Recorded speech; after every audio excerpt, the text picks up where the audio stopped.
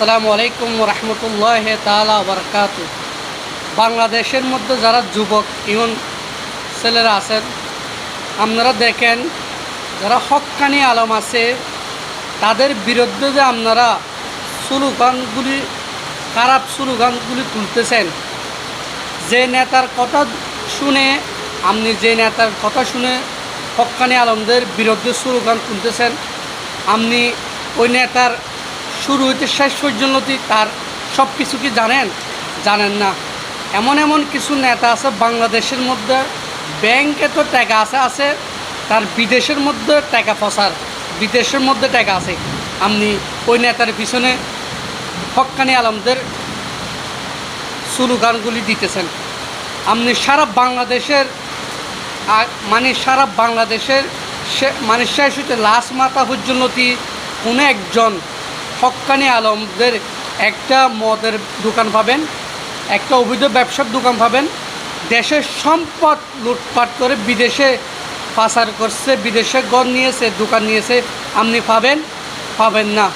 বাংলাদেশের এই হক্কানি আলমদের কারণে লাখ লাখ যুবক, কোটি হাজার মেয়েরা, যুবকরা দিন শিখতেছে, আল্লাহকে চিনতে পারতেছে, বিশ্বনবীর আদর্শগুলি শিখতেছে, আর তাদের পিছে আপনারা লেগে আছেন।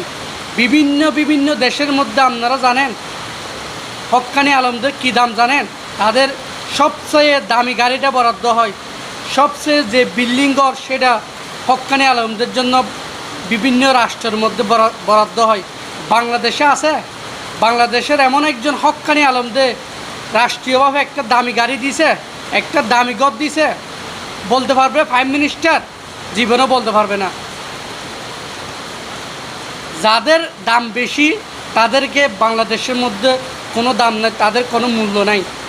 এই যে মূর্তির বিরুদ্ধে স্লোগান তুলে বাংলাদেশের মধ্যে স্লোগান বলতেছে, মানে হকের পথে কথা বলতেছে, তাদেরকে পুলিশ লাঠির বাড়ি দিয়ে ঘরের মধ্যে প্রবেশ করতেছে, মানে মিটিং করতে দিতেছে না, তাদের মানে স্লোগানগুলি বন্ধ করতেছে, হকের স্লোগানগুলি পুলিশরা বেতের বাড়ি দিয়ে বন্ধ করতেছে। কাজগুলি কি ভালো করতেছে? হ্যাঁ ভাই, যুবক ভাই, আপনার আজকে পাওয়ার আছে, আপনার আজকে শক্তি আছে, যা মনে হয় তা করতেছেন, এটা কি আপনার চিরজীবন থাকবে? জীবনও থাকবে না। আপনার তখন বয়স হবে, তখন আপনার ডাক চলবে না, আপনার স্লোগান শক্তি থাকবে না। তো আপনি কী নিয়ে কবরে যেতেছেন একটি চিন্তা করেছেন আপনি? হ্যাঁ, কেন এই ধরনের কাজ করেন আপনারা? মামুনুল হক বাংলাদেশের একজন শ্রেষ্ঠ নিয়ামত, এটা মনে করি। তিনি যে কথাগুলি বলে কোরআন হাদিস থেকে, আপনি বলতে পারবেন? জীবনে তো পারবেন না, সেই জ্ঞান তো আমাদেরকে দেয় নাই আল্লাহ সুবহানাল্লাহ তাআলা, তাকে দিয়েছে। এটা আমাদের জন্য, জাতির জন্য শ্রেষ্ঠ নিয়ামত। আর তার বিরুদ্ধে আপনি তার বিরুদ্ধে আপনি খারাপ স্লোগান তুলেন, তার পোস্টারের মধ্যে ছোটো বাচ্চাদের দিয়ে আপনি খারাপ কাজগুলি পেশাব করতেছেন। এই কাজগুলি কি আপনারা ভালো করতেছেন? এটা কি আপনি ভালো মনে করেন? একজন মুসলমানের সন্তান এই কাজগুলি কিভাবে করে? এটা আপনার লজ্জা থাকা উচিত, আপনার শরম থাকা উচিত। তাদেরকে আমরা মাথায় নিয়ে খুশিয়ে আনন্দ করার কথা ছিল, আর তাদেরকে আমরা একেবারে নিচের পর্যায়ে নিয়ে যেতেছি। এটা কি আমরা কি বড় মনে হচ্ছে? কিচ্ছু হবে না। তাদের সম্মান স্বয়ং আল্লাহ সুবহানাল্লাহ তাআলা দিয়েছে। আপনি মামুনুল হকের বিরুদ্ধে স্লোগান তুলেন, তার পোস্টারের মধ্যে পেশাব করতে পারেন, এটা আপনার কপাল পুড়ে যাবে, তার কিচ্ছু হবে না। কেন? এই মামুনুল হক আল্লাহ সুবহানাল্লাহ তাআলাকে ভয় করে, এরা পৃথিবীর কারো ভয় করে না। বাংলাদেশের যত হক্কানি আলম আছে, কোনো পৃথিবীর কোনো রাষ্ট্রীয় প্রাইম মিনিস্টার, মন্ত্রী, এসপি তাদেরকে ভয় করে না।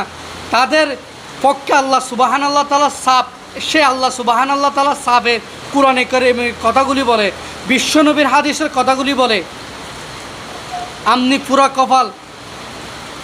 আমিও পোস্টারে দেখছি ছোটো একটা বাচ্চা মামুনুল হকের পোস্টারের মধ্যে পেশাব করতেছে। এগুলি কারা করেছে? এগুলি মানুষ, তাদের বাচ্চারা তো বুঝে না।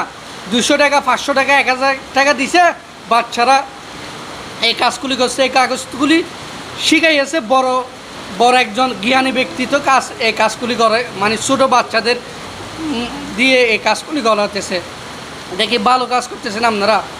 হ্যাঁ ভাই, আপনি যে নেতার পিছে থাকতেছেন, ও নেতা নাহলে আপনাকে একটা বাইক একটা মোটর সাইকেল দিবে, একটা বাড়ি দিবে, নইলে কিছু অবৈধ সম্পদ, অবৈধ একটা গুণা দেবে, নইলে একটা প্রজেক্ট দিবে, নইলে আপনার এলাকার সম্মান বাড়বে।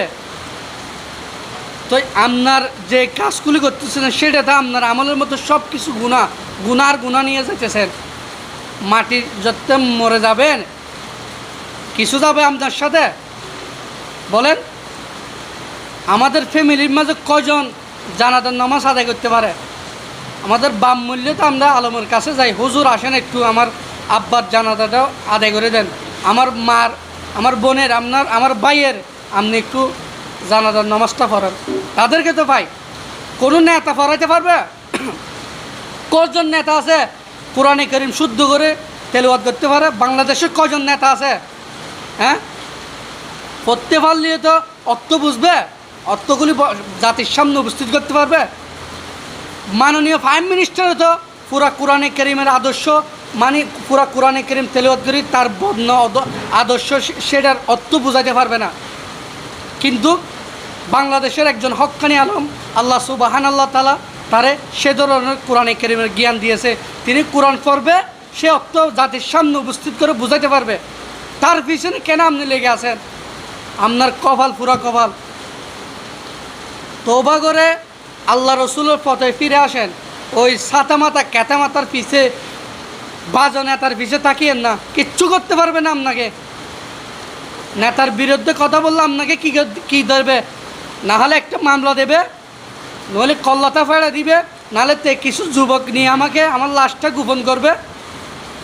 এই করতে পারবে, এর চেয়ে থেকে বেশি কিছু করতে পারবে না বলেন?